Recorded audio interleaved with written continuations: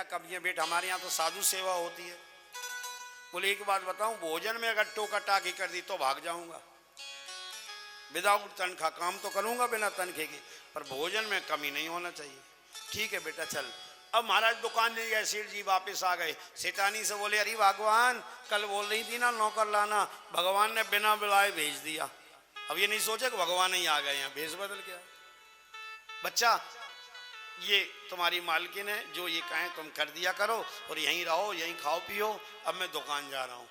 अब महाराज भगवान का हाथ जिस काम से लग जाए, घंटों का काम मिनटों में हो जाए। सेठानी भी खुश, खूब साधु सेवा चलती रही।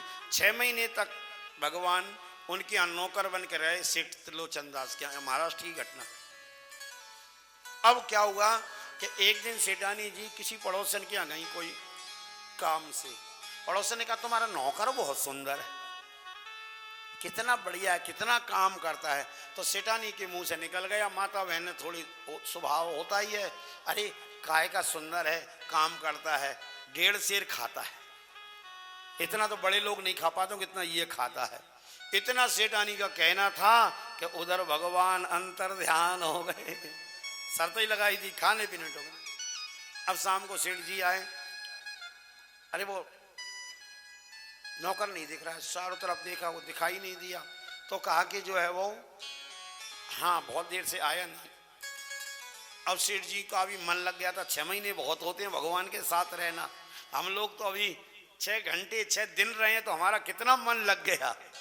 हम भी तो भगवान के साथ ही हैं विट्ठल जी के जहाँ पे, तो 6 दिन में आप बताओ ईमानदारी से मन कर रहा है क्या किसी प्रकार का, आपका तकलीफ हो रही है मन में कहीं, कोई कैसा लग रहा है? और क्या लगते हैं कल जाना भी, आज समापन हो जाएगा, हमको तो लग रहा है अभी चालू ही हुई है कथा। इतना आनंद आ रहा है, बरस रहा है हमारा आनंद, कितना बढ़िया पूरा जो है शेड्यूल बना हुआ है। सुबह उठते दर्शन करने जाओ, नहाओ धो, कथा में आ गए, नाश्ता किए, है ना, कथा सुनी, पलक झपते ही कमरे में गए, सो गए, फिर उठे, फिर आए, नाश्ता किए, थोड़ा भजन गाए, फिर सो। कितना बढ़िया शेड्यूल है, बोले कोई टेंशन नहीं, कोई परेशानी नहीं, कोई दुख दर्द नहीं, क्या सुंदर जीवन है। तो 6 महीने तक उनका ऐसा जीवन रहा सेठ जी का। सेठ जी उदास हो गए। अब कहा जब तक मेरा नौकर नहीं आएगा मैं भोजन भी नहीं, अन्न त्याग दिया उन्होंने। 3 दिन तक अन्न पानी नहीं खाया। चौथे दिन भगवान साक्षात बांसुरी लेके मोर मुकुट धारण करके प्रकट हो गए, विट्ठलनाथ भगवान उनके सामने साक्षात दर्शन हुए हैं। ये महाराज कल्पना नहीं है, भक्तमाल की कथा। और भगवान को देखा तो सेठ जी धन्यवाद प्रभु, आप बोले आप प्रसाद पाओ, हम ही आए थे तुम्हारी साधु सेवा से खुश होके, हमारे मन में भी साधु सेवा करने की आई, तुमको नौकरी जरूरत थी, हम आए और हमने साधु सेवा की। अब तुम अपना प्रारब्ध जो है शेष वो भोग के फिर हमारे चरणों में आओगे, हमेशा निवास रहेगा। तो भगवान तो कुछ भी बनने को तैयार हैं। आपने कितने संबंध बनाए, अगर संबंध गिनने बैठ जाए ना तो महाराज दिन कम पड़ जाएगा। किसी को चाचा चाची, बुआ मौसा मौसी, फूफा पिता माता, रिश्तेदारी इतनी निकली, हम लोगों ने ब्याही बने, बेटा बने, इतने संबंध बनाए कि जिनकी कोई गिनती। पर इन संबंधों ने कभी आपको एक संबंध ने निहाल किया क्या? नहीं कर पाए सब लोग। पर एक संबंध मेरे गोविंद से जोड़कर जाओ, एक संबंध, पिता माता भाई जो चाहे वो एक बना लो, फिर देखो आपको भगवान निहाल कर देंगे, आपका जीवन में खुशियां भर देंगे, आपकी झोली में खुशियां समाएंगी नहीं भगवान। आज सुदामा जी को इतना निहाल क्यों किया? सुदामा जी ने संबंध बनाया, भगवान से मेरा संबंध है। क्या संबंध है?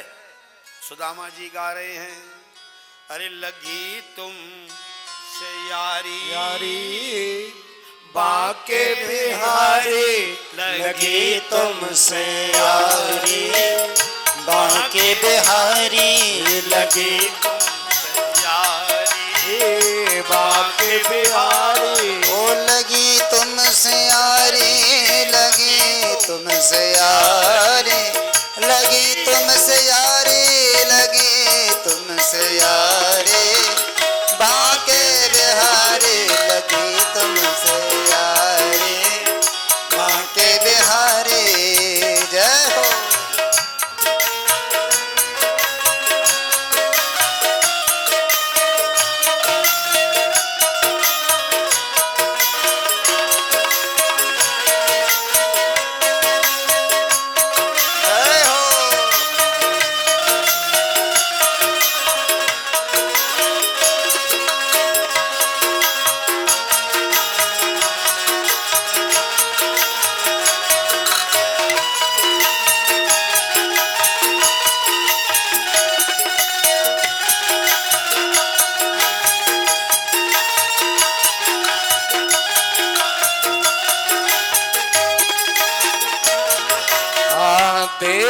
बिना मोहे चैन पड़े ना, देखे बिना मोह चैन पड़े ना, देखे बिना, देखे बिना,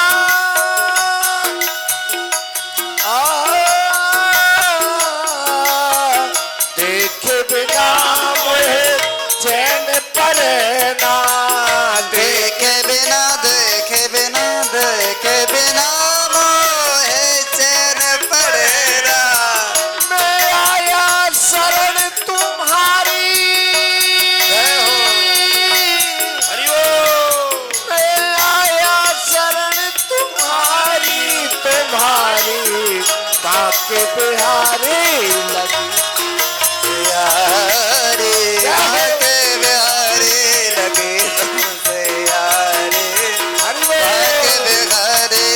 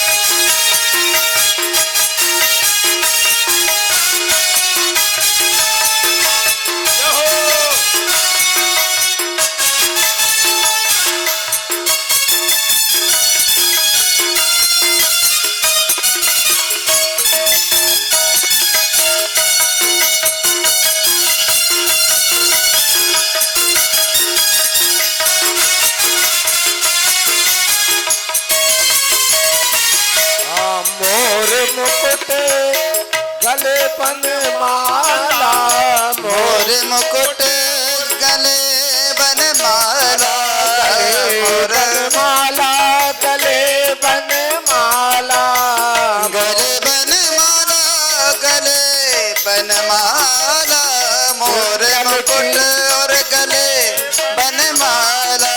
ओ कुंडल की झलकारी बाके बिहारी यारे बाके बिहारी लगी तुमसे यारे, बाके बिहारी। राधे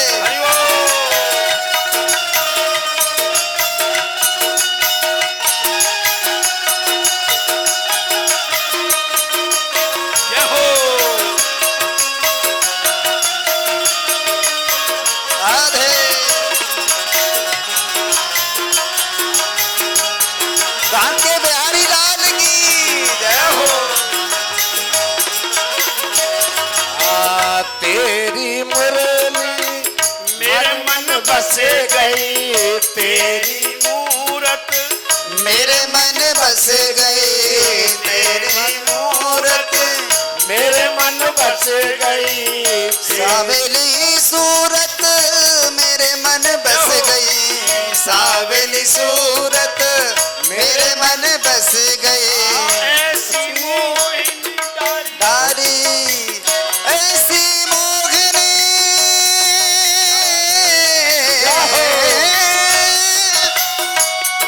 सनी धनी ध प ध प म प म ग म ग रे ग रे सा, ऐसी मोहिनी डारी बाके बिहारी लगी तुमसे यारे, बाके बिहारी, बाके बिहारी लगी तुमसे यारे, बाके बिहारी लगी तुमसे यारे, बाके बिहारी लगे बिहारी लगी तुमसे यार, बिहारी बिहारी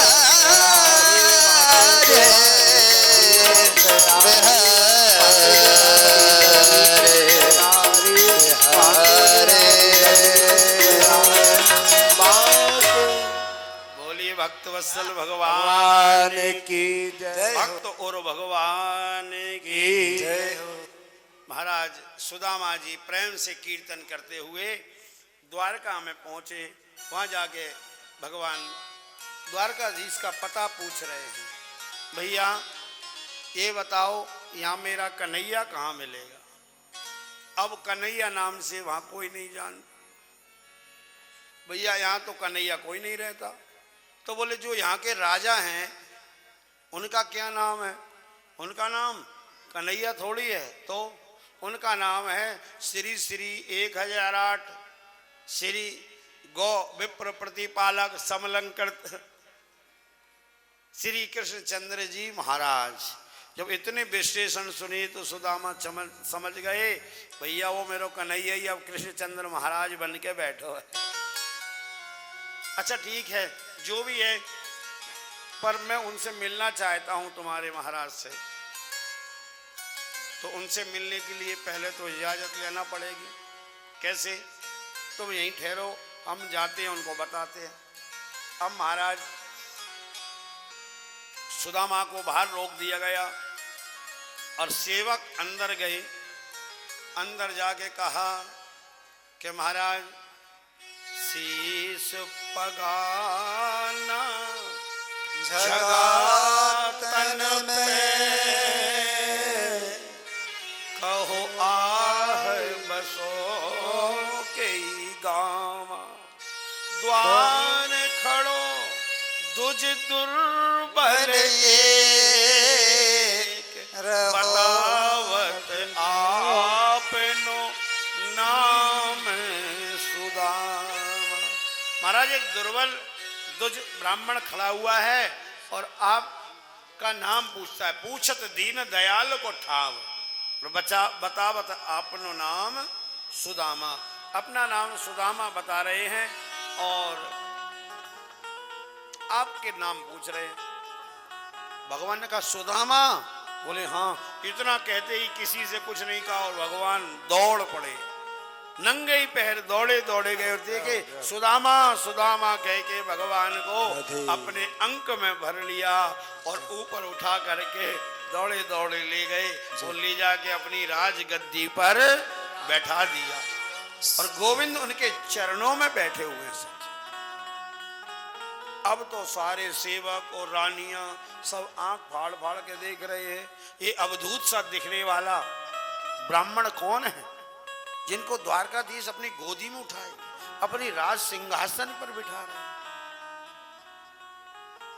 रुक्मणी जी आंख फाड़ फाड़ के देख रही है। भगवान कहते हैं देवी ये क्या देख रही हो, जाओ जल्दी परात में पानी लेके आओ। ये ब्राह्मण है हमारे बचपन के सखा हैं और ब्राह्मण आए तो उसके पाद प्रक्षालन करना चाहिए। सब घर में सिंचवाएंगे इनका पादोदक। जाओ जल्दी से। रुक्मणी जी गई पानी लेने। अब द्वारका के राजमहल वो इतने महलों में अंदर गई तब तक क्या हुआ। भगवान द्वारकाधीश ने सोचा चरणों में तो बैठी ही थी सुदामा सिंहासन पर। जब तक रुक्मणी जी पानी लेके आए ना तब तक इनके चरणों की धूल ही झड़ा दूं, क्योंकि नंगे पैर थे ना। तो नंगे पैर के कारण पैरों के तलवों में और पंजों में धूल चढ़ गई। भगवान बोले सुदामा एक पैर ऊपर कर, ऐसा ऊपर पैर किया, नीचे ऐसे हथेली लगा ली, हथेली पे चरण रख लिया सुदामा का बाएं हाथ और दाहिने हाथ से अपना ऐसा पीताम्बर लेके और ऐसे ऐसे वो धूली झड़ाने लगे भगवान कि जब तक चरणों तक आ रहा है धूल झड़ा दूं पैरों की। ऐसे धूल झड़ा रहे थे तो क्या हुआ जो नीचे का बाएं हाथ था ना वो तलवों से जब लगा तो भगवान के तो हस्त कमल हैं, कमल के समान कोमल कर कमल भगवान के तो सुदामा के चरणों से लगे तो उनमें जो कांटे लगे हुए थे तो नंगे पैर थे ना और मार्ग में जब आए तो वहाँ कांटे उसके चुभ गए थे और कांटों का जो स्पर्श भगवान की हथेली से हुआ तो सुदामा जी को देख के भगवान की आंखों से गंगा जमुना की धारा बह गई। सज्जन ऐसे बिहार विवायन सो कंटक जाल जाल गड़े पुनि जोए हाय महादुख पाय सखा सुन आए तेना किते दिन कोय देख सुदामा की दीन दशा करुणा करके करुणा निधि रोय पानी परात को हाथ छुओ नहीं नैनन के जल सौंप दो नैनन के जल सौंप दो।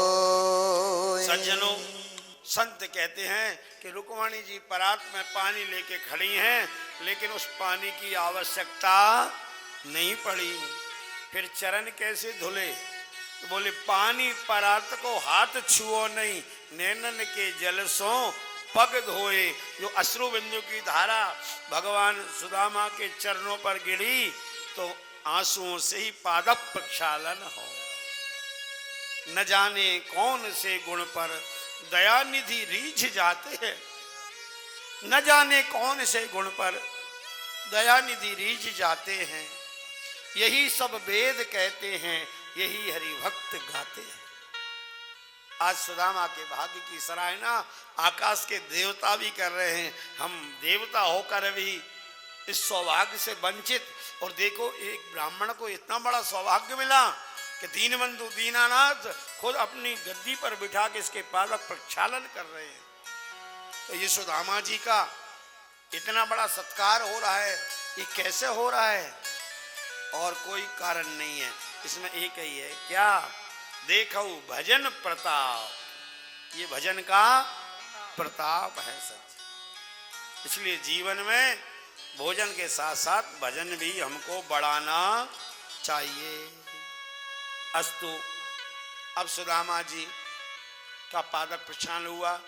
इसके बाद में सब रानियां आई, उनसे को प्रणाम किया। सुदामा जी को स्नान आदि करवाए गए, सुंदर भोजन करवाया।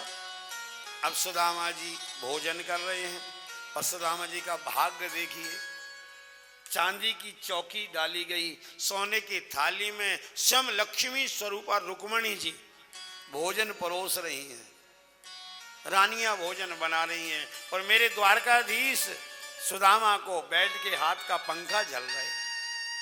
सुदामा भोजन कर रहे हैं। अब सुदामा जी को भोजन करने दो और भगवान प्रेम से भोजन पवा रहे हैं, तो हम काहे को जल्दीबाजी करें। अब चूंकि झांकी तो बनी नहीं है तो यजमान आके भागवत जी पे ही पूजन कर जाएं। जो नियम है झांकी का वो अकेले यजमान आ जाएंगे और लोग भले ना उठें, कोई बात नहीं है, आप लोग बैठे रहो। फिर अभ्यास पूजा में ही उठना, सब लोग समय हो गया है, सभी आएंगे। झांकी में जैसे हर बार आते थे तो देर लगती थी, अब झांकी नहीं है तो अकेले यजमान से बुला के थोड़ा सा उनका पूजन करा दो और आगे। हाँ जी, हाँ अभी तो है कथा तो अभी। लापन के यार सुदामा कैसे आए, सुदामा कैसे आए हो, सुदामा कैसे आए, सुदामा कैसे आए, सुदामा कैसे आए, मेरे बालापन के यार सुदामा कैसे आए, ओ मेरे बालापन के यार सुदामा कैसे आए।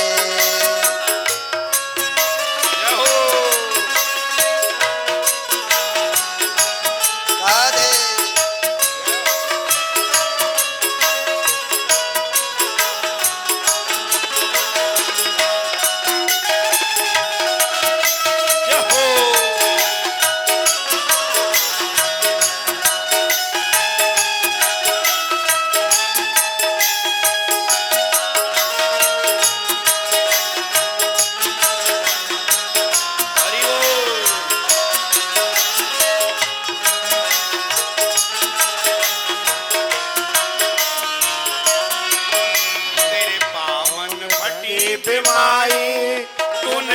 इतनी देर लगाई तेरे पावन फटे बेबाए तूने इतनी देर लगाई तेरे पावन पटी बिमाई तूने इतनी देर लगाई तेरे पावन फटे बेबाए तूने इतनी देर लगाई हाँ कुछ मुख से से बचन उचारे सुदामा के से राधे हरि बोल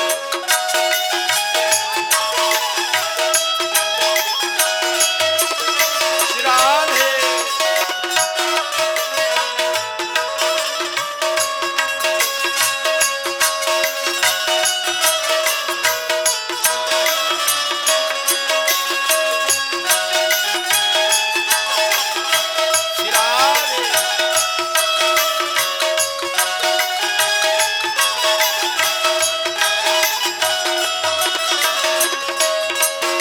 राधे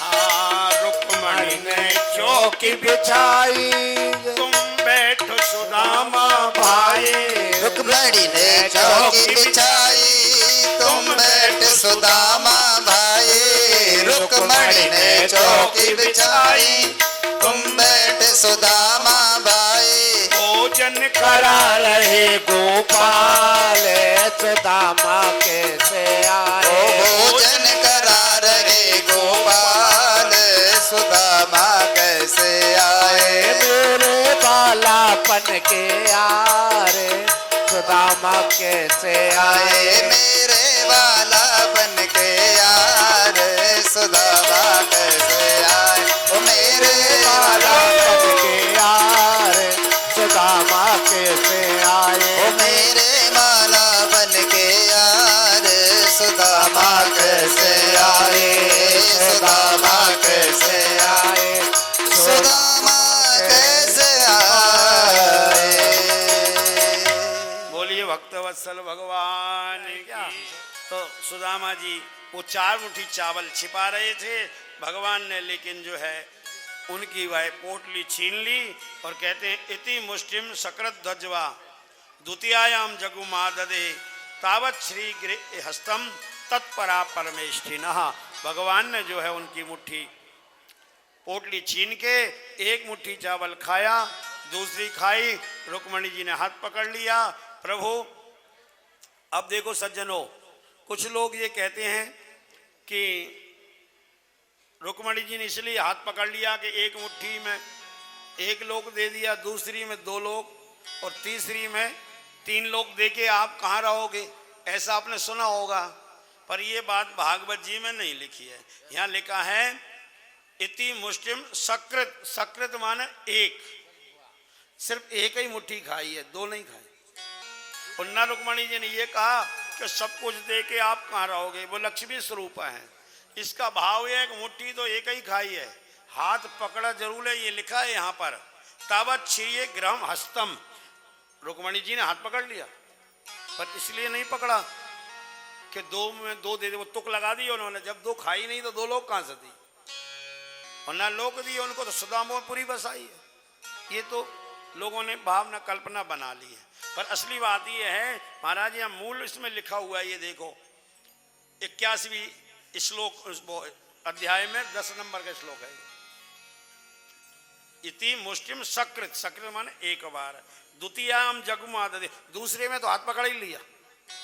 फिर हाथ क्यों पकड़ा, इसलिए पकड़ा वो ऐसे बोली कि ये ब्राह्मण देवता का प्रसाद है, इतने बड़े ब्राह्मण देवता और अकेले ही अकेले खा रहे हो प्रसाद, हम सबको भी बांट के खाना चाहिए, ये अकेले की आदत खाना ठीक नहीं है। अथवा इसलिए हाथ पकड़ा कि प्रभु आपको हम जानते हैं भक्तों के भावना में बह जाते हो, भक्तों के अधीन हो। और एक बात बताऊं, ये चावल है ना कच्चे हैं, भावना में ज़्यादा खा जाओगे तो पेट में दर्द होगा, परेशानी हमको हो जाएगी, इसलिए हाथ पकड़ लिया। ये बात कही। क्यों कि रुक्मणी जी को तो पुराना पता है कि ये भक्तों के कैसे अधीन होते हैं। नानी बाई के मायरे में कल ही समापन हुआ है, शाम को हम देख रहे थे हमारी बिटिया का, परसों तो देख नहीं पाए क्योंकि शाम को कथा थी, पर कल कथा जल्दी समाप्त हो गई, पूरा मायरा देखा था। कुछ भक्तों को भी लिंक भेजा था, आप लोगों ने भी देखा होगा, लाइव आ रहा था।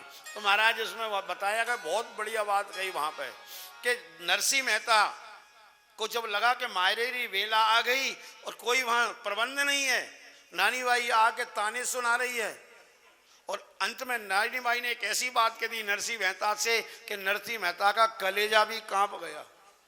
नानी बाई कहती है कि पूरब जन्म का कवई उपजा छे पाप और थारे को सरी को मान मिलिया छे बाप। नानी बाई बोली कि मैं को कितने ताने सुनने पड़ रहे हैं ससुराल के, और तेज लेके बैठ के करताल बजा रहे हो, लगता है मेरा कोई पूर्व जन्म का पाप प्रकट हुआ है। आपके जैसा बाप मिला तो क्या हुआ, जद नरसिंह मेहता जी ने करुणा करी और द्वारका में सूता सूता औज गया हरी। जब महाराज नरसिंह मेहता से नहीं गया, नरसिंह मेहता इधर रो रहे हैं, उधर मेरे द्वारकाधीश चौंक गए, उनके आंखों से भी आंसू आ गए। महाराज रानी रुक्मणी ने देखा, रानी तो रुक्मणी खंबा खंबाई करी और मोतियारा थाल भर भर आरती करी। महाराज कोई गलत सपना देख लिया क्या? आरतियां उतार उतार के टोटका उतार रही हैं, कहीं कुछ हो गया आप रो रहे हैं, इस प्रकार चौंक गए, बात क्या है? रानी ना कोई सपना देखा, ना कोई टोना, ना टोटका, कोई समस्या नहीं है। तो देवी रुक्मणी बोली प्रभु समस्या क्या है? तो कहती समस्या क्या है बताऊं? कहते हैं कि रानी मारे भगता पे वीर पड़ी और माए रो ले जाने माने आज की घड़ी। मेरे भक्त नरसिंह मेहता पे विपत्ति आ गई है, मैं अभी अभी रात को ही महाराज लेके जाऊंगा, और तत्काल रात को ही पूरे द्वारका का बाजार खुलवाया और महाराज ऐसा सामान लिया, बाजार वालों से कहा कि ऐसा ऐसा सामान निकालो जो मेरी रानी रुक्मणी ने भी न पहना हो, उससे भी अच्छा मेरे भक्त के लिए। एक भगवान है जो क्या कह रहे हैं कि हमने ना पहना हो ऐसा लेके जाओ, और एक हम लोग हैं बाजार जाते हैं, बुरा मत मानना माता बहनों, आप जाओगे एक साड़ी दिखाना तो वो आपकी पर्सनालिटी देख के, इतने बड़े घर की हैं सेठानी आई हैं तो वो साड़ी दिखाएगा 2000 की, ये थोड़ी चाहिए माँ के लिए। कौन? वो पंढरपुर जा रहे हैं ना, रुक्मणी विवाह में द्यावल्य चाहिए। अच्छा अच्छा, फिर दुकानदार भी परम समझदार होता है, वो सोचा सी कमाई उसमें ही होगी। अब फिर अंदर जाता हूँ, फिर वो ऐसी साड़ी लाएगा, ऐसी लाएगा, कैसी? हमने सोचा बेचारी ये यहाँ के लोग हैं काम वाले, उनको भी दे चलें। अब यहाँ आए हैं तो इतना यहाँ से लाद के ले जाने से फायदा क्या है? इतनी कथाएं हो रही, खूब हो रहा है, तो तेरा तुझको अर्पण जब दिया तो लेने वाला भी कहने लगा महाराज ये नहीं चाहिए, कोई दूसरी दे दो। तो मैंने कहा ये हैं सारी, छांट लो इनमें से। तो महाराज काम वाली भाई जिसको स्वीकार नहीं कर पाए, ऐसे देने से फायदा क्या है? फॉर्मेलिटी निभानी, खाली रुक्मणी विवाह में देना है। मत दो, एक वस्तु दो, आधी दो, एक तौलिया लेके आओ, पर लाओ ऐसी कि पंडित जी पूरी तौलिया को पहन के नहा सके। महाराज अब पूरे शरीर में भी नहीं आएंगे तौलिया, आप देखना महाराज जी लगाओगे तो आधा ही शरीर ढकेगा। आओ मत दो, कोई जरूरत नहीं। कौन कहता, कोई प्रेशर दे रहा है कि आपसे कि नहीं सब देना ही पड़ेगा? लेकिन कभी भी ये बात यहाँ की नहीं है, कभी किसी कथा में, कीर्तन में, किसी रिश्तेदार को, जिसको भी कोई चीज दो तो थोड़ी दो। 5 कपड़े देते तो एक ही दो ना, पर एक भी तो ऐसा दो कि देने वाला भी याद करे, उसके उपयोग में आए। जब तक उपयोग में आएगी महाराज तब तक याद करेंगे। हमारी यजमान एक बाबूलाल जी की बात बार याद आती है, शिखर हाउस वालों की। महाराज अभी तक कपड़े पहन रहे हैं, जब भी याद रखता है महाराज महाराज बहुत बढ़िया कपड़ा है आपको, अरे हमारी यजमान ने दिया है। तो वो भी कहते हैं यजमान और ऐसे कपड़े पहनने वाले हमको तो कभी नहीं दिया, हमको तो ऐसे देते हैं कि वो पड़े ही रहते हैं। अब जो धोती आप लोग खरीद के लाते हो कौन पहनेगा? चलो महाराज जी को देख लिया करो, महाराज जी कैसी पहनते हैं। तो ये इसलिए नहीं कह रहे हैं सज्जनों, इसको अन्यथा मत ले जाए, कोई बुरा मत मानना, हमारे लिए अपने लिए नहीं, आपके खुद के रिश्तेदारों को कहीं भी कोई भी किसी फंक्शन हो, विवाह हो, शादी हो, आज से ये गांठ बांध कर जाओ कि ऐसी वस्तु देंगे जो उसके उपयोग में आए, नहीं तो फिर दो पैसे ही चढ़ा देंगे। बिना उपयोग की चीज मत दे देना, वो आपको और कोसता रहेगा, जब जब याद आएगी तभी ये सामान अटाला कर पड़ा हुआ है, फलाने दिया तो फलन दिया, तो पुण्य तो कुछ नहीं मिलेगा और जो है पाप सर चढ़ेगा। ये महाराज मैं इसलिए आपसे बार बार कह रहा हूँ अन्यथा मत लेना। मैं व्यासपीठ से उल्टा चाहे क्षमा मांग लूंगा इस बात के लिए आपसे कि आप बुरा मत मान जाना बिल्कुल भी, पर ये आप इस तरह अपना मन बदल देंगे ना तो समाज का, रिश्तेदारों का, ब्राह्मणों का, सबका भला होगा उसमें, और आपका भी होगा, क्योंकि आपकी चीज काम आएगी तो उसमें आपका भी भला है। बोलिए राधा गोविंद भगवान की जय। तो महाराज सुदामा जी को भगवान ने विदा किया फिर, और विदा करने की बात में प्रत्यक्ष में तो कुछ नहीं दिया, प्रत्यक्ष माने सामने आमने कुछ भी नहीं दिया, पर परोक्ष में बहुत कुछ दिया। कितना दिया? इतना दिया कि जैसे सोने की द्वारकापुरी वैसी सोने की सुदामापुरी। सुदामा जी गए मंदिर देख डरे, सुदामा मंदिर देख डरे, कहाँ आती मेरी टूटी झोपड़िया, यहाँ तो कंचन महल खड़े। सुदामा मंदिर देख, कहाँ थे मेरे तुलसी के बिरवा, यहाँ तो कल्प के वृक्ष खड़े। सुदामा मंदिर देख डरे। सुदामा जी चारों ओर चक्कर लगा रहे हैं, घर ही नहीं मिल रहा। द्वारपाल खड़े थी, पंडित जी बहुत देर से परिक्रमा सी कर रहे हो, ये चक्कर क्या है? बोली यहाँ मेरी एक झोंपड़ी थी, किसी ने तोड़ के महल बना दिया इतने दिनों में, मैं द्वारका गया तब तक। ये किसका है महल? बोले महल तो सुदामा जी का है। सुदामा जी कहते हैं हमारा महल और हमको ही पता नहीं है, लगता है उस नटखट छलिया की कोई चाल है।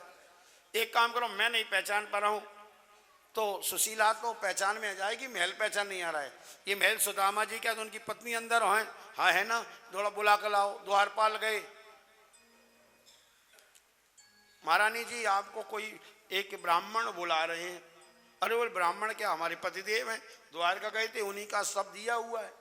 थाली लेके सुदामा वो आई सुशीला जी, और अब तो महाराज क्या वैभव था, जब सुदामा जी जब गए थे ना तब तो वो दुबली पतली पंडितानी सुशीला थी, और अब इतना संपत्ति आ गई तो अब दुबली पतली नहीं रही, अब तो बढ़िया 16 श्रृंगार किए हुए सज धज के, और पंडितानी नहीं, लगता है सेठानी सुशीला हो। अब पंडितानी सेठानी में क्या फर्क है? पंडितानी जो है बेचारी दुबली पतली थी, अब सेठानी थोड़ी हेल्दी होती है, खाते पीते घर की रहती है ना, उनकी भी हेल्थ बन गई। अब एक और अंत में विनोद की बात, फिर चिट्ठी कथा की ओर चलेंगे। तो महाराज वो सुशीला को पहचान नहीं पाए, क्योंकि कहाँ तो दुबली पतली रहती थी, एक साड़ी थी वही आधी पहन लेती थी, आधी जो है सुखा देती थी, एक का दो कर रखा था, पूरी तन ढकने को साड़ी भी नहीं थी, और आप 16 श्रृंगार किए हुए और इतना वैभव, पहचान ही नहीं पाए। उन्होंने कहा स्वामी जी आप मेरे को नहीं पहचान पा रहे, आप कौन? बोले मैं सुशीला। इतने कहते हुए ये सब आपके उन मित्र का दिया हुआ है। सुशीला जी सुदामा के चरणों में गिर गई। सज्जनों चरणों में गिरी तो क्या हुआ? ये भागवत जी में नहीं लिखा है, नहीं आप जो है ना मजाक बना दो भागवत जी का, ये तो आपके लिए विनोद के लिए कहा जा रहा है कि जैसी चरणों में गिरी, सुदामा ने उठाया तो सुदामा भोले वाले थे ब्राह्मण, बोले अरे सुशीला तू मेरे चरणों में गिरी तो नीचे कोई नुकीला पत्थर था क्या? क्या हुआ? बोले देख तेरे मुंह में होठों में खून लगा हुआ है। बोले खून नहीं है, ये तो एक लाली लिपस्टिक लगा के आई हूँ मैं। 16 श्रृंगार में एक ये भी श्रृंगार होता है। अब बेचारे ब्राह्मण क्या जान लिपस्टिक क्या होती है, लाली क्या होती है। तो ये तो विनोद की बात है, पर सुदामा जी आनंद के साथ उस भवन में रहने लगे। और अब आगे कथा आती है, यदुकुल को श्राप लग गया ब्राह्मणों का, ऋषियों का, यदुकुल के बालकों ने उनसे मजाक किया कि एक बच्चे को स्त्री बना के ले गए कि इसको लड़का होगा या लड़की। ऋषियों ने कहा ना लड़का होगा ना लड़की। भगवान के कुल में हो के ब्राह्मणों से मजाक करते हो। तो क्या किया, बोले मूसल होगा इसके। अब वो कपड़ा खोले, मूसल निकला, उसको पिसवा के समुद्र में बहा दिया। कालांतर में वो एरका नाम की घास बनी, यदुकुल का उस घास से संहार हुआ। भगवान भी अपनी लीला का स्मरण करके और गोलोक धाम को गए। फिर 24 गुरुओं की कथा आती है, 9 योगेश्वरों की कथाएं आती हैं, कलयुग का वर्णन, मारकंडे को माया का दर्शन। कथाएं तो बहुत हैं सज्जनों, हरि अनंत, हरि कथा अनंत अनंत। भगवान अनंत हैं, भगवान की कथाएं अनंत हैं, उसका कोई अंत नहीं है। हम तो अपनी बुद्धि और समझ के अनुसार जो कुछ थोड़ा बहुत समझ पड़ा वो आपके सामने प्रस्तुत किया। अब राजा परीक्षित से सुखदेव भगवान बोले, राजन आज 7 दिन हो गए पूरे, अब थोड़ा सावधान हो जाओ। तम तू राजा मरिष्यति पशु बुद्धि मिमाम जही। अब राजन तुम मर जाओगे, इस पशु बुद्धि को छोड़ो। सुखदेव जी ने जब ये कहा तो परीक्षित तो पक्के चेला बन चुके थे।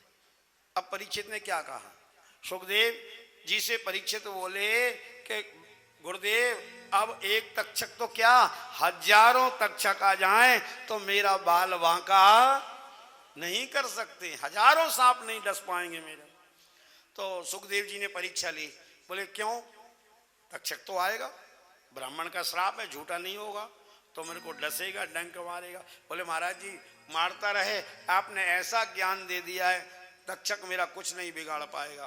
बोले कैसे, तो देखो उदाहरण क्या दिया परीक्षित ने, पक्के चेला बन गए। बोले देखो गुरुदेव, ये सामने मिट्टी का ढेला पड़ा हुआ है, माटी का ढेला था, ठीक है। अब तक्षक आए, नाग, एक नहीं 10 तक्षक आ जाए, 1000 आ जाए, हजारों इस मिट्टी के ढेले में एक साथ फण मारे, इसको काटें ढेले को, इसका कुछ बिगड़ेगा क्या, बोलो, मिट्टी का कुछ सर्प बिगाड़ पाएगा क्या, नहीं बिगाड़ पाएगा। तो परीक्षित बोले गुरुदेव एक वो मिट्टी का ढेला और एक ये भी मिट्टी का ही ढेला है, इसमें है क्या माटी के अलावा, और जो आत्म स्वरूप है उसका आपने मेरे को ज्ञान करा दिया, आत्म परमात्मा का ज्ञान हो गया, मेरी आत्मा को तक्षक कुछ नहीं बिगाड़ पाएगा, मैं उस आत्मा को पहचान गया हूं। तो मरने से वो ही डरता है जो अपने आत्म स्वरूप को नहीं पहचान पाता है। इसलिए जीते जी और कुछ करो ना करो लेकिन अपने स्वरूप को जरूर पहचान जाओ। रामचरितमानस में राम जी कहते हैं कि मम दर्शन फल परम अनूपा, जीव पाव निज सहज स्वरूप। भगवान की इस कथा का सुनने का, कहने का, साधना का फल यही है कि हम अपने स्वरूप को पहचानें। स्वरूप को पहचानने के बाद फिर मरने से डर नहीं लग सकता है। खंजर की क्या मजाल, एक शायर ने लिखा है, कितना सुंदर है, खंजर की क्या मजाल कि घायल कर सके तेरा ही है ख्याल, घायल हुआ है तू। महाराज परीक्षित बोले गुरुदेव अब तक्षक मेरा कुछ नहीं बिगाड़ पाएगा क्योंकि मैं अपने आत्म स्वरूप को पहचान गया। सल्तनत तो रहती है, सल्तनत तो रहती है पर भूप बदल जाते हैं, धरा तो रहती है पर कूप बदल जाते हैं, मानो या ना मानो मित्र मर्जी तुम्हारी, आत्मा तो रहती है रूप बदल जाते हैं। आत्मा तो रहती है पर रूप बदल जाते हैं। कोई नहीं जाता इस दुनिया से कहीं चल के, सब यहीं आ जाते हैं कपड़े बदल बदल के। ये शरीर तो कपड़े के जैसा है। वासांसि जीर्णानि यथा विहाय नवानि गृह्णाति नरोपराणि, तथा विहाय शरीरानि जीर्णा नन्याति संयाति नवानि देहि। ये गीता के दूसरे अध्याय का 22वां श्लोक है। और 23वां, नैनम छिन्दति शस्त्राणि नैनम दहति पावका न चकिलेद्यन्तः वो न शोष्यति मारुतः।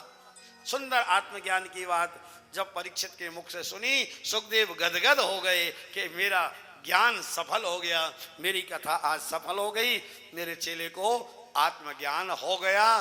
तो सुखदेव जैसे गदगद हुए, हम भी चाहते हैं कि आप सब हमको भी ऐसा ही गदगद करो, अपने ज्ञान से, अपने स्वभाव से, अपने आचरण से। आगे चल के जब हम कभी आए आपके घरों में तो घर वाली ये बोले महाराज वाह क्या सुंदर कथा सुनाई आपने, तो इनका स्वभाव ही बदल दिया। तब तो आनंद है, और नहीं तो महाराज घर में आए सो स्वभाव बदलने की बात तो नहीं। लोग के महाराज जी आपने ही की थी पंडरवा करता, हाँ हाँ हमने सुना, कथा तो बहुत अच्छा की थी पर इनको नहीं सुधार पाए आप, इनका वही का वही ढर्रा चल रहा है। सो आपकी भी बदनामी और हमारी, इसलिए कुछ लाज रखो और कुछ स्वभाव बदल के यहाँ से जाओ। अस्तु। अब महाराज सुखदेव विदा हो गए, परीक्षित निश्चिंत हो गए। तक्षक आया और आत्मा परमात्मा में मिल चुकी थी, वहां तो मिट्टी पड़ी थी, और माटी में फड़ मारने से क्या होता है, क्षिति जल पावक गगन समीरा पंच रचित अति अधम शरीर। इसके बाद में मार्कंडे को माया का दर्शन कराया, पुराणों की संख्या आई, कितने पुराण है, श्लोक संख्या, और अंत में चिट्ठी कथा। अब इस कथा को आप बहुत सावधान होकर सुने, क्योंकि कोई भीमाशंकर गया था, कोई त्र्यंबकेश्वर गया था। आप लोग इधर उधर भ्रमण करने गए तो आपने कथा ध्यान से नहीं सुन पाई, तो कहते हैं अगर किसी प्रकार से त्रुटि हो जाए तो चिट्ठी कथा सुनने से संपूर्ण कथा का फल मिल जाता है। पर एक बात को मैं बार बार कहता रहता हूँ कि चिट्ठी कथा से संपूर्ण कथा का फल तो मिलता है, पर इस फल के चक्कर में ऐसा मत सोच लेना आगे से। आज का मनुष्य बहुत दिमाग लगाता है कि जब पूरा फल मिले ही याद है तो चिट्ठी की सुनेंगे, 7 दिन सुनने की क्या जरूरत है, और कमरे में सोते रहो ना। उस अब 7 दिन का अपना अलग महत्व है, इसका अपना महत्व है ना। हम कहो कि रोटी से भी पेट भर जाता है, पूड़ियों से भी, पराठा से, पेट सबसे भरता है, पर सबका अपना अलग अलग महत्व है, अलग अलग गुण है, अलग तासीर है। अस्तु। आइए चिट्ठी कथा हम लोग सावधान होकर सुने। बोलिए विठलनाथ भगवान की जय। श्रीमद् भागवत में 12 स्कंद हैं, 335 अध्याय हैं और 18,000 श्लोक हैं। सर्वप्रथम महात्म्य की कथा में 6 अध्याय हैं, जिनमें कथा आती है नैमिषारण्य से प्रारंभ होती है। सूत जी और शौनक का संवाद है। भक्ति और ज्ञान को नारद जी के द्वारा ये कथा सुनाकर पुष्ट किया जाता है। 2 दृष्टांत आते हैं महात्म्य कथा में। एक भागवत का प्रभाव बताया गया, भक्ति ज्ञान वैराग्य को पुष्ट करते हैं, और दूसरा प्रभाव धुंधकारी जैसा जो प्रेत योनि में पड़ा हुआ अनेक कष्ट पा रहा था, उस धुंधकारी को गोकर्ण के द्वारा भागवत कथा सुनाई गई, और उसका जो है प्रेत योनि से भी उद्धार होकर वो भगवत धाम को चला गया। फिर प्रथम स्कंद की कथा प्रारंभ होती है सज्जनों, जिसमें 19 अध्याय है। पहले स्कंद में सर्वप्रथम मंगलाचरण, फिर व्यास नारद संवाद, फिर भगवान द्वारकाधीश का द्वारका गमन, कुंती स्तुति, उत्तरा की स्तुति, भीष्म जी की स्तुति, महाराज परीक्षित का जन्म, पांडवों का स्वर्गारोहण, महाराज परीक्षित को श्राप का लगना शमीक ऋषि के पुत्र के द्वारा, और अंत में सब कुछ छोड़ के गंगा तट पर सुख तीर्थ में जाके विराजमान हो जाना, और सुखदेव जी का आगमन। ये जो कथा पहले अध्याय के, पहले स्कंद के 19 अध्यायों की है। द्वितीय स्कंद 10 अध्यायों का है, छोटा सा है, लेकिन उसमें धर्म के 10 लक्षण बताए गए। सुखदेव का जो बोलना है, सुखदेव उवाच पहली बार दूसरे अध्याय में ही आया है, दूसरे स्कंद में आया है। द्वितीय स्कंद से ही सुखदेव भगवान बोले हैं। इसके बाद तृतीय स्कंद जो है सज्जनों, 10वें स्कंद के बाद सेकंड नंबर का बड़ा अध्याय तृतीय स्कंदी है। तृतीय स्कंद में 33 अध्याय है। पहले 2 अध्यायों में भगवान शांति दूत बनकर आए हैं, विदुर जी तीर्थ यात्रा को गए हैं, उसके बाद विदुर जी मैत्रेय से मिले हैं। हरिद्वार में मैत्रेय मुनि ने जो है सृष्टि के संबंध में विदुर को बताया गया है कि कैसे ब्रह्मा, भगवान नारायण के नाभि से कमल, कमल से ब्रह्मा, और ब्रह्मा से मानसिक सृष्टि, और मानसिक के बाद फिर मैथुनी सृष्टि, मनु शत्रुपा का प्रादुर्भाव, उनके 5 संतान, 3 बेटियां और 2 बेटे। बेटियां आकुति, देवहूति, प्रसूति, बेटे उत्तानपाद और प्रियव्रत। फिर देवहूति का विवाह कर्दम ऋषि से होता है। इनके 9 कन्याएं होती हैं, 9 ऋषि को ब्याह दी जाती हैं। 10वें रूप में कपिल भगवान पुत्र के रूप में आते हैं, अपनी माता को सांख्य शास्त्र का उपदेश देते हैं। ये सारी कथाएं जो है तृतीय स्कंद के 33 अध्यायों की हैं सज्जन। अब चतुर्थ स्कंद प्रारंभ होता है जिसमें 31 अध्याय हैं। चतुर्थ स्कंद में मनु के दूसरे पुत्र मनु, उसमें तृतीय स्कंद में मनु की दूसरी बेटी आकुति और प्रसूति के वंश का वर्णन है। आकुति रुचि प्रजापति को ब्याही थी, जिनसे यज्ञनारायण भगवान का जन्म हुआ था, और यज्ञनारायण भगवान ने दक्षिणा नाम की कन्या से विवाह किया था। प्रसूति दक्ष को ब्याही थी, उनसे 16 कन्याएं हुई। 13 धर्म को ब्याह दी, एक पितरों के देवता अर्यमा को, एक अग्निदेव को और एक भगवान शंकर को। सती ने अपने पिता दक्ष के यज्ञ में जाके अपना देह त्याग दिया था। उसके बाद मनु के पुत्र उत्तानपाद के वंश का वर्णन आया, जिनके वंश में ध्रुव इतने प्रतापी हुए कि महाराज भगवान को 5.5 वर्ष में ही प्रकट कर लिया। 36,000 वर्ष तक राज किया। फिर बैन पृथु आदि अनेक राजा इनके वंश में हुए। पंचम स्कंद 26 अध्यायों का है। 13 अध्याय में मनु के दूसरे पुत्र प्रियव्रत के वंश का वर्णन है। इन्हीं के वंश में भगवान ऋषभदेव आए हैं और राजा भरत हुए, जिनके नाम से भारत पड़ा। एक मृग के स्नेह में पड़कर महाराज राजा भरत को हिरण बनना पड़ा था। बाद में फिर वो ब्राह्मण बने और रहुगण को बड़ा दिव्य उपदेश दिया। फिर भूगोल खगोल का वर्णन आया, नरकों का वर्णन आया। नरकों का वर्णन सुन के परीक्षित कांप गए, तो उपाय पूछा तो 6वां स्कंद चालू होता है। 19 अध्यायों का है 6वां स्कंद, जिसमें नाम महिमा बताई गई है और नाम के माध्यम से कहा कैसा ही पापी हो, अगर नाम महाराज का सहारा ले ले तो उसका बेड़ा पार हो जाएगा। किसी ने लिया, किसी का हुआ, बोले हाँ किसका? अजामिल उपाख्यान बताया गया 6वें स्कंद। वृत्तासुर की कथा आई, राजा चित्रकेतु की आई। 7वां स्कंद 15 अध्यायों का है। 11 अध्याय में भक्तराज प्रहलाद की कथा है। नरसिंह भगवान के प्रादुर्भाव की कथा, हिरण्यकशिपु के उद्धार की कथा 11 अध्यायों में। 4 अध्याय में वरण धर्म आश्रम का निरूपण है। 8वां स्कंद 24 अध्यायों का है, जिसमें गजेंद्र मोक्ष की कथा, समुद्र मंथन की कथा, वामन अवतार की, मत्स्य अवतार आदि कथाएं हैं। 9वां स्कंद भी 24 अध्यायों का है। अष्टम और नवम 24 अध्यायों के हैं। 9वें अध्याय में 9वां स्कंद 24 अध्याय का है।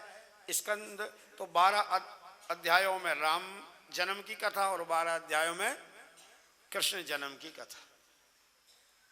तो महाराज आप कहें कि कृष्ण जन्म की कथा तो 10वें स्कंद में आपने बताया था, फिर ये 9वें में कैसे आ गई? इसका मैं आपसे उल्लेख करूं, वो ऐसे आ गई कि 12 अध्याय में सूर्यवंश की कथा है, जिसमें आए राम जी, और 12 अध्याय में पूरे चंद्रवंश की कथा है। उस चंद्रवंश में ही भगवान कृष्ण के जन्म की भी कथा आ जाती है। उसमें कथा आती है और संक्षेप में ये भी कहा है कि भगवान ने अवतार लिया, माखन चोरी लीला की, ये किया वो किया, और समाप्त करके चले गए। तब परीक्षित ने कहा कि महाराज आप इतनी कथाएं चटपट कर गए, ऐसे काम नहीं चलेगा, विस्तार से सुनाओ। तब 10वां स्कंद चालू हुआ। महाराज जी पूरी कथा बता दी है 9वें स्कंद, आप उसको मूल पाठ में देखा होगा आपने। संपूर्ण कथा 9वें स्कंद में जन्म की बता दी गई।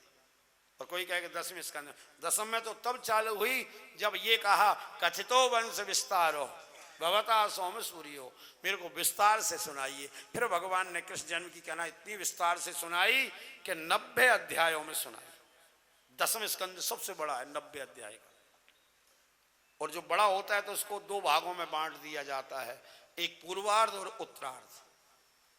एकादश स्कंद 31 अध्याय का है, जिसमें 9 योगेश्वरों की कथा, 24 गुरुओं की कथा, भगवान उद्धव और कृष्ण का संवाद है, अवधूत उपाख्यान है। 12वां स्कंद जो अंतिम स्कंद है, 12 है ना, स्कंद 12वां है, अध्याय 13 है, जिसमें कलयुग के राजाओं का वर्णन है। मार्कंडेय को माया का दर्शन है, फिर सुखदेव का गमन है, प्रस्थान है, परीक्षित का मोक्ष है, और ये चिट्ठी की कथा है, पुराणों की संख्या है। ये सब कथाएं लास्ट के स्कंद 12वें स्कंद की हैं और 13 अध्यायों के अंतर्गत आती हैं। ये सारे अध्याय मिलकर 335 होते हैं, स्कंद सारे मिलकर के 12 हैं और श्लोक संख्या 18,000 ऐसी आई है। अब हमने जो ये कथा सुनी चिट्ठी की, ऐसी मान्यता है संतों की कि आपकी अगर कथा छूट गई थी तो वो त्रुटि नहीं मानी जाएगी, आपको संपूर्ण कथा का लाभ प्राप्त हो गया। अब हमारे महाराज जी ने जो मूल पाठ किया भागवत जी का संस्कृत में सस्वर, तो अब उसका भी हमको लाभ प्राप्त हो, उसके लिए क्या विधान है? उसके लिए विधान ये है सज्जनों कि 2 श्लोक अंतिम जो 13वें अध्याय के 22 और 23वें नंबर के अंतिम श्लोक हैं, वो अगर हमारे द्वारा उच्चारण कर लिए जाएं तो संपूर्ण मूल पाठ का फल भी हमको मिल जाएगा। तो आप कहेंगे महाराज हमको तो संस्कृत आती ही नहीं। कोई बात नहीं आती है तो जैसा हम बोलेंगे वैसा तो बोल ही सकते हो ना, कि नहीं बोल पाओ? ध्यान से सुनना। लेकिन एक अंत में विनोद की बात सुना दें क्या महाराज जी? समय है क्या? है तो एक थोड़ी सी, क्योंकि अब अंतिम बात है और हंसते मुस्कुराते हुए विदा होना चाहिए, क्योंकि विदाई का समय अक्सर मुस्कुराने का नहीं होता है। विचरत एक प्राण हर ले मिलत एक दारुण दुख देई, तो विदाई की वेला तो गम की होती है। तो हम लोग गम में आए उससे पहले मुस्कुरा लें थोड़ा सा। तो देखो सज्जनों जी, 2 श्लोक हम बोल रहे हैं ना, इनको बोलने से संपूर्ण मूल पाठ का फल आपको मिलेगा, पर सावधानी से, जैसे हम बोले वैसे ही बोलना। तो अंत में विनोद की बात यह है कि एक किसान था, वो गया गाय चराने। तो गाय चराते चराते जंगल में 2 गाय खो गई। अब 2 गाय खो गई तो क्या हुआ कि जंगल में एक देवता थे, लोग स्थापना कर देते हैं वहीं, और उन देवता के वहाँ एक जलाशय भी था, पानी का कुंड बना हुआ था। तो खूब गायों को ढूंढा, नहीं मिला, और ग्वाला था गवार, उसने कभी कथा कीर्तन सत्संग तो देखा ही नहीं था। तो महाराज गाय नहीं मिली तो क्या किया उसने? देवता के आगे हाथ जोड़ के प्रार्थना की, और उसने सुना था कि किसी के मुख देखी नहीं थी, सत्यनारायण की कथा न कभी सुनी थी, पर ऐसा सुना था गांव में किसी से कि सत्यनारायण की कथा बोलने से मनोकामना पूरी। अब सत्यनारायण की कथा होती क्या है, कैसे क्या, ये नहीं जानता था। तो उसने कहा कि मैंने किसी सुना है, आंख बंद कर बोला, हे देवता मैं भी एक सत्यनारायण करवा दूंगा, मेरी गाय मिल जाए। और उसका ऐसा कहना था, गायों को लगी प्यास, तो उसी जलाशय में पानी पीने वो भटकती हुई आई, और जैसे ही नेत्र खोल के देखा, बोले वाह देवता तो बहुत सत्य हैं, मैं ढूंढ ढूंढ के परेशान हो गया 2 दिन से, और देखो यहीं आ गई, वो संयोग से पानी पीने आई। अब अपनी पत्नी से बोला, ग्वाला तो था ही, बोले मैंने सत्यनारायण की कथा बोल रखी है, और बोलना ज़्यादा दिन नहीं रखना चाहिए, अपना काम भी हो गया, गाय मिल गई तो पूरा कर दें।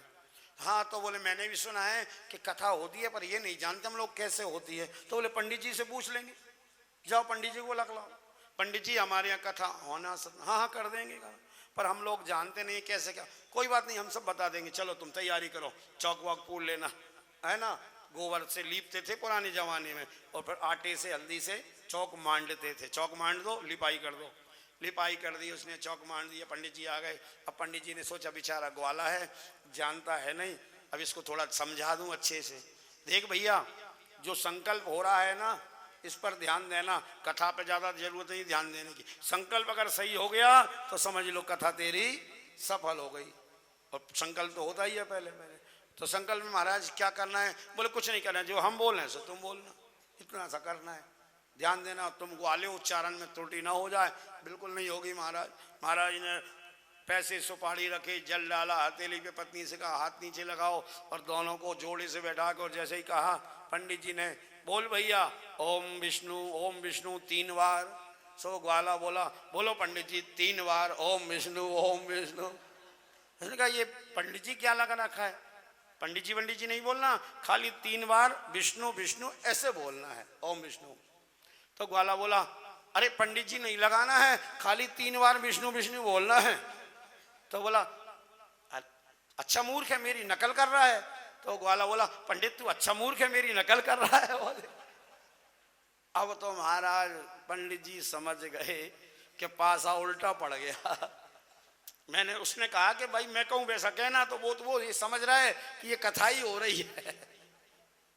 फिर पंडित जी ने कहा देख भैया तू सावधान हो जा और जो मैं कहता हूँ वो ही बोल, ज़्यादा फालतू बात मत कर।